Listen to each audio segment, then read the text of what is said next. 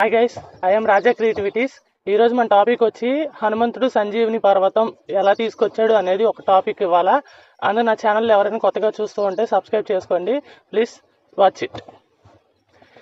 ఈ టాపిక్ గురించి మాట్లాడాలంటే హనుమంతుడు సంజీవిని పర్వతం రాముడి కోసం తీసుకొస్తారని అందరూ అనుకుంటారు.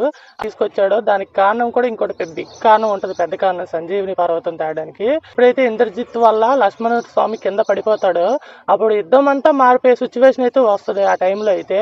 ఎందుకంటే వానర సైన్యం అంతా దిగులు చెందుతారు, చాలా సుగ్రీవుడు కానీ రాముడు కానీ చాలా బాధలో మునిగి తేలిపోతారు.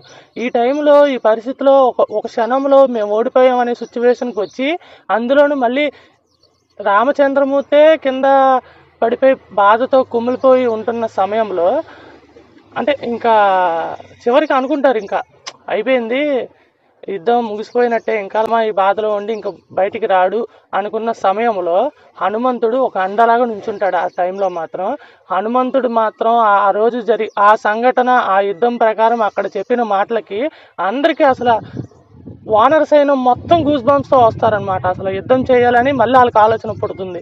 అంత గొప్ప మహానుభావుడు హనుమంతుడు. ఆయన గురించి చెప్పడం నాకు చాలా హ్యాపీగా కూడా ఉంది. ఇంద్రజిత్ వాళ్ళు ఎప్పుడైతే లక్ష్మణ స్వామి కింద పడిపోతాడో రామచంద్రమూర్తి తన జీవితంలో పడలేనంత బాధపడతాడంట. అట్లాగే ఇంకేజ్ హనుమంతుడు తన జీవితంలో తెచ్చుకోలేనంత కోపాన్ని తెచ్చుకుంటాడంట. లక్ష్మణుడు స్వామి చనిపోవడమా, అది జరగని పని. నేనుంటుండగా లక్ష్మణుడు చనిపోవడం అనేది జరగని పని. అవసరమైతే చావునైనా సరే నేను చంపేసి లక్ష్మణ స్వామి బతికేస్తాను.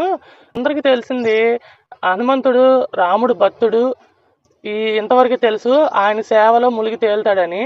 కానీ రామాయణం మొత్తం చదివితేనండి లక్ష్మణుడు హనుమంతుడు ఎంత బెస్ట్ ఫ్రెండ్స్ అంటే దుర్యోధనుడు కర్ణుడు కూడా సరిపోరు, అంత బెస్ట్ ఫ్రెండ్స్ వాళ్ళిద్దరూ. మాత్రం గొప్ప స్నేహం.